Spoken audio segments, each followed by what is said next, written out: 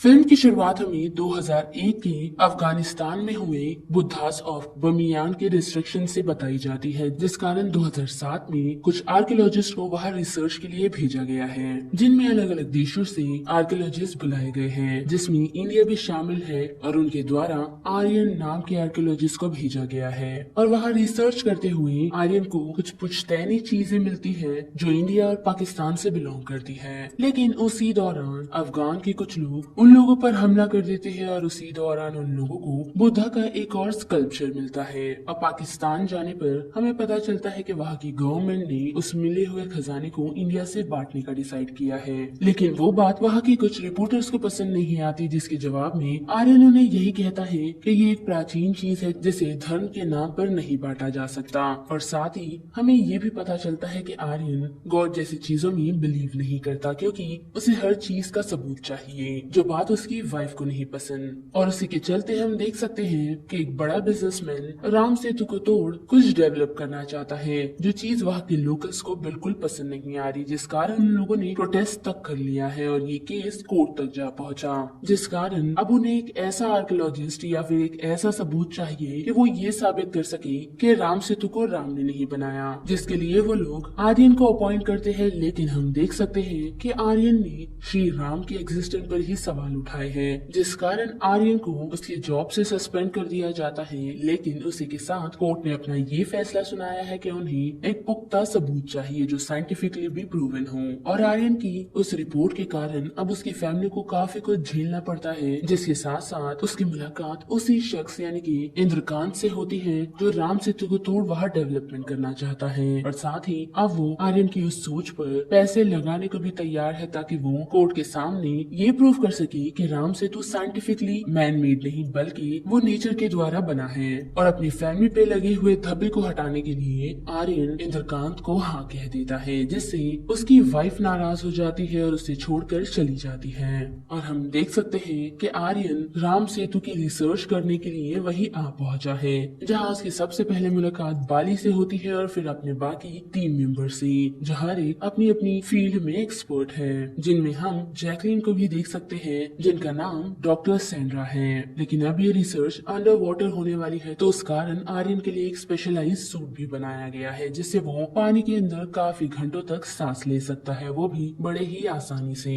जो हम देख भी सकते हैं। और साथ ही उस सूट की मदद से वो इंडिया के ही आसपास राम सेतु के अंडर वाटर के एरिया से एक पत्थर को ले आता है, जिसे चेक करने पर उन्हें पता चलता है कि ये पत्थर 7000 साल से भी पहले का है, यानी कि श्री राम की एग्जिस्टेंसी के पहले का, जिससे यही साबित होता है कि राम सेतु को राम ने नहीं बल्कि काफी हजारों साल पहले वो नेचर द्वारा बना गया था। लेकिन इस चीज से अभी भी आर्यन सेटिस्फाइड नहीं है, जिस कारण वो और कुछ रॉक्स को चेक करना चाहता है, यानी कि उसी फ्लोटिंग रॉक को, जो उसे मिल भी जाता है। लेकिन उस चीज से बाली बिल्कुल भी खुश नहीं होता, क्योंकि उसकी रिसर्च के द्वारा उनमें से ही एक टीम मेंबर को ये पता चलता है कि ये पत्थर लगभग 7000 साल पुराना है, यानी कि श्री राम की एग्जिस्टेंसी के टाइम पर। और वही बात करें सैंड्रा की, तो उसे अपनी रिसर्च से ये पता चला है कि ये पत्थर नेचर के द्वारा नहीं बल्कि किसी शख्स के द्वारा रखे गए हैं, जिस बात के लिए वो काफी श्योर है। और उन सारे एविडेंस के बारे में वो लोग इंद्रकांत को भी बताते हैं, लेकिन उनकी टीम में से एक ऐसा शख्स है जिसका ये मानना है कि राम सेतु को किसी ह्यूमन ने नहीं बल्कि वो नेचर के द्वारा बना गया है। जो बात सुन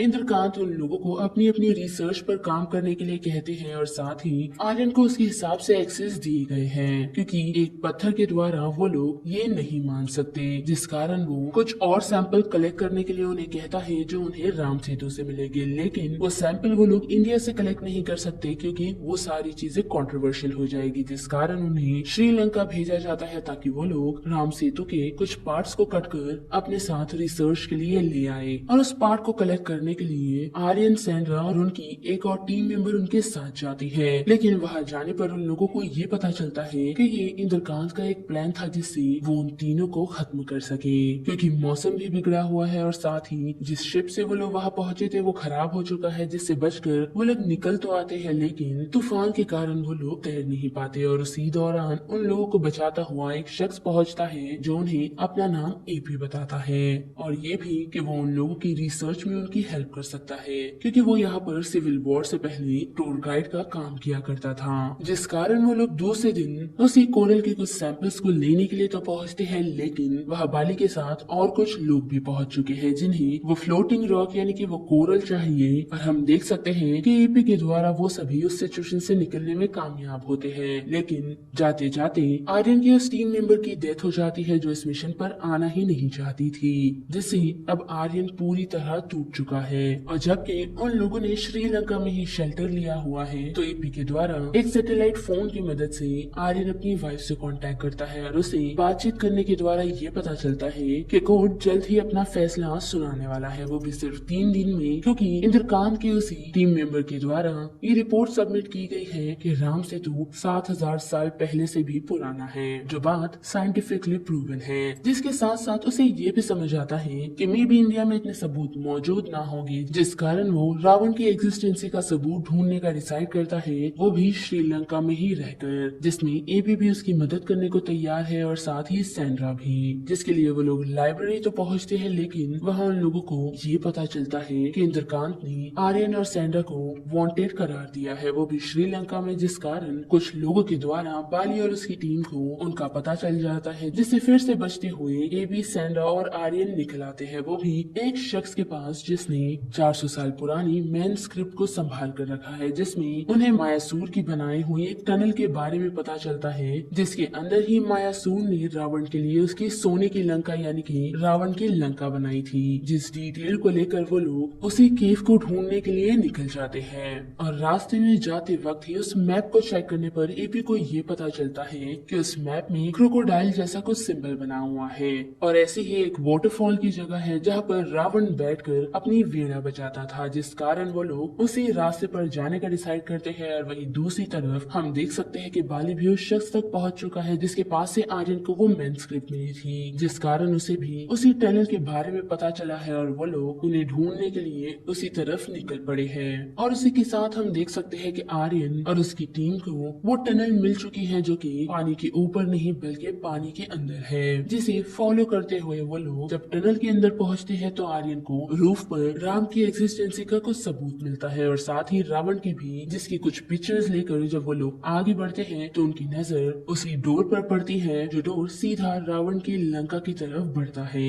लेकिन वो रास्ता पूरी तरह लॉक है, जिस कारण वो लोग उस रास्ते पर ना जाते हुए श्रीपला जाने का डिसाइड करते हैं, क्योंकि एपी और आर्यन के द्वारा हमें ये समझाया जाता है कि अगर श्रीपला ही रामायण का त्रिकुट पर्वत है तो उन्हें वहाँ से रावण की लंका के कुछ सबूत मिल सकते हैं, और साथ ही वहीं से वो लोगों को रावण की लंका भी नजर आ सकती है। और वहीं दूसरी तरफ हम देख सकते हैं कि बाली को ये तो पता चला है कि वो लोग उस पर्वत के अंदर गए तो है, लेकिन उस रास्ते के 2 एंड है, तो उसे अब ये नहीं समझ रहा कि वो लोग किस रास्ते से बाहर आएंगे, जिसके लिए अब वो उस शख्स की तलाश में लग गया है जिसे ये पता होगा कि आर्यन किस रास्ते से बाहर आएगा। और वही आर्यन की तरफ हम देख सकते हैं कि उन लोगों को शायद रावण की लंका नजर तो आई है, लेकिन वो पूरी तरह पर्वतों से ढकी हुई है, और अभी भी वो लोग उस बात के लिए श्योर नहीं, जिस कारण वो लोग उस लंका को ढूंढने के लिए थोड़ा और आगे बढ़ने का डिसाइड करते हैं, जहाँ रास्ते में जाते वक्त उन लोगों की नजर उसी प्लांट पर पड़ती है जिसे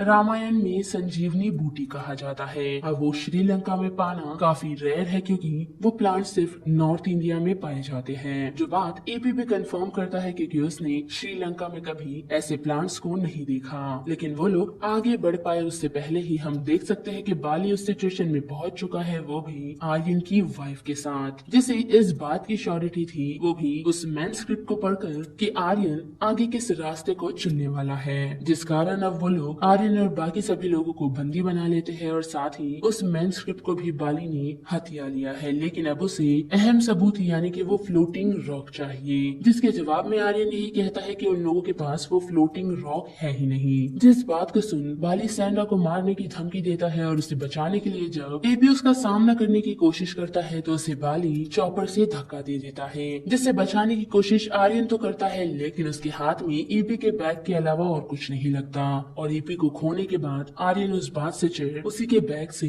बाली को मारता है, जो कुछ समय के लिए बेहोश हो जाता है। और साथ ही सैंड्रा उस चॉपर को लैंड करवाने की कोशिश कर रही है, जिसमें वो पूरी तरह कामयाब नहीं होती, क्योंकि उस लैंडिंग से पहले ही बाली की आंख खुल चुकी है, जिसका सामना आर्यन करता है, जिसमें वो घायल भी हो जाता है। लेकिन फिर भी जैसे तैसे सैंड्रा के कारण वो लोग लैंड लैंड करने में कामयाब होते हैं और उस चॉपर से निकलने पर आर्यन के दिमाग में ये बात आती है कि उस बैग के हमले से बाली बेहोश कैसे हुआ, जिस कारण जब वो उस बैग को लेने के लिए पहुंचता है तो वहाँ उसे मैनस्क्रिप्ट भी मिलता है, जिसे जब वो वहाँ से ले ही जा रहा होता है तो उसकी नजर बाली पर पड़ती है जो अभी भी जिंदा है, जिस कारण आर्यन उसे उस प्लेन से निकाल ले आता है और उस बैग को चेक करने पर उसके अंदर उन लोगों को संजीवनी बूटी के साथ साथ वो फ्लोटिंग रॉक भी मिलता है। लेकिन अब बड़ा मसला ये है कि वो लोग वहाँ से कोर्ट कैसे पहुंचे, क्योंकि आज ही कोर्ट अपना फैसला सुनाने वाली है जिसमें उनकी मदद और कोई नहीं बल्कि बाली करता है। और कोर्ट में पहुंचने पर वो अपने पूरे सबूतों को कोर्ट के सामने रखता है और साथ ही मॉन्यूमेंट के कुछ एग्जाम्पल्स देकर उन्हें ये बताने में कामयाब होता है कि राम सेतु इस बात का सबूत है कि जब जब किसी स्त्री का अपहरण या उस पर जुल्म होगा